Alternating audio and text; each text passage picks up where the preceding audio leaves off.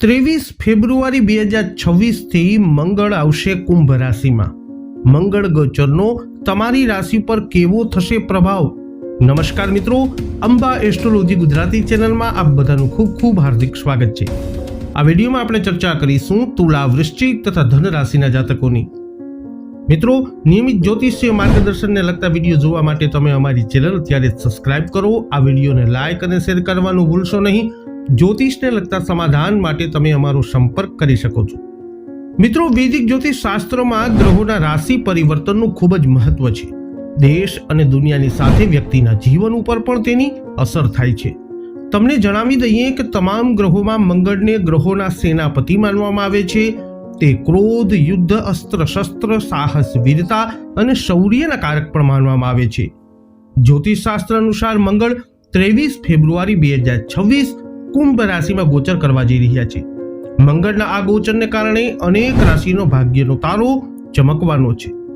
વૈદિક જ્યોતિષ શાસ્ત્ર અનુસાર મંગળ 23 ફેબ્રુઆરી 2026ના સવારે 11:33 શનિદેવની જ રાશિ કુંભ રાશિમાં ગોચર કરશે। તો આવો જાણીએ મંગળનું આ રાશિ પરિવર્તન તમારા જીવનના કયા ક્ષેત્રોને કરશે પ્રભાવિત।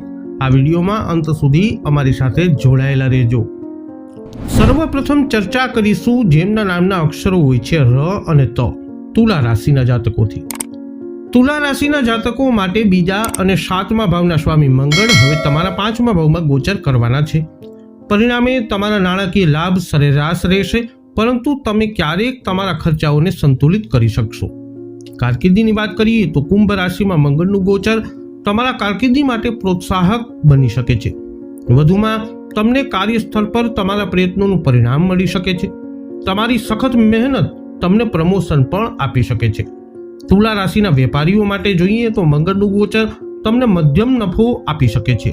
આ સમય દરમિયાન તમે નવા વ્યવસાયમાં સાહસ કરી શકો છો। વધુમાં તમે સટ્ટા દ્વારા નાણાકીય લાભ પણ મેળવી શકો છો। આર્થિક રીતે આ મંગળ ગોચર તમને સરેરાશ નફો આપી શકે છે। આમ પૈસા કમાવાની તમારી સંભાવના મર્યાદિત રહેશે અને તમારી બચત પણ મર્યાદિત રહેશે। પ્રેમ જીવનમાં જોઈએ તો તુલા રાશિના લોકોને આ સમયગાળા દરમિયાન તેમના જીવનસાથી સાથેના સંકલન જાળવવામાં થોડી મુશ્કેલી પડી શકે છે, જે તમારા બંને વચ્ચે અહંકારની ઉપસ્થિતિના કારણે આવું થઈ શકે છે। સ્વાસ્થ્યની દ્રષ્ટિએ જોઈએ તો મંગળના ગોચર દરમિયાન તમને ઉર્જા અને ઉત્સાહનો અભાવ અનુભવાઈ શકે છે, તેથી તમે તમારા બાળકો સાથે સમય વિતાવવાનું પસંદ કરશો। હવે વાત કરીશું જેમના નામના અક્ષરો હોય છે ન અને ય, વૃશ્ચિક રાશિની। વૃશ્ચિક રાશિના જાતકો માટે તમારા પ્રથમ સ્થાન અને 6થા ભાવના સ્વામી મંગળ હવે તમારા 4થા ભાવમાં પ્રવેશ કરવાના છે। પરિણામે આ વ્યક્તિઓને તેમના પરિવાર જીવનમાં ઉતાર ચઢાવનો સામનો કરવો પડી શકે છે અને પરિવારમાં મતભેદ અને કાનૂની વિવાદો ઊભા થઈ શકે છે। જ્યારે તમારી કારકિર્દીની વાત કરીએ ત્યારે કુંભ રાશિમાં મંગળનું ગોચર અનુકૂળ નથી। આ સમય દરમિયાન તમારે થોડું સાવધાન રહેવાની જરૂર છે, કારણ કે કામ પર તમારા ઉપરી અધિકારીઓ સાથે મતભેદ અથવા સમસ્યાઓનો સામનો કરવો પડી શકે છે। જો તમે પોતાનો વ્યવસાય ધરાવો છો તો તમારો નફો સરેરાશ થઈ શકે છે। પરિણામે તમે ઈચ્છિત નફો પ્રાપ્ત કરવામાં નિષ્ફળ રહી શકો છો। મંગળનું આ ગોચર તમારા નાણાકીય જીવન માટે શુભ ન કહી શકાય, કારણ કે આ સમયગાળા દરમિયાન તમારા ખર્ચાઓ વધી શકે છે અને તમારે તેમને પૂરા કરવા માટે સંઘર્ષ કરવો પડી શકે છે। પ્રેમની દ્રષ્ટિએ જોઈએ તો આ લોકોના તેમના જીવનસાથી સાથેના સંબંધો આ સમયે થોડા નબળા પડી શકે છે, જેના કારણે દલીલો અથવા મતભેદ થઈ શકે છે। આ પરિસ્થિતિઓમાં પરસ્પર પ્રેમનો અભાવ આવી શકે છે અને પરિણામે તમે તમારા સંબંધનો આનંદ માણી શકશો નહીં।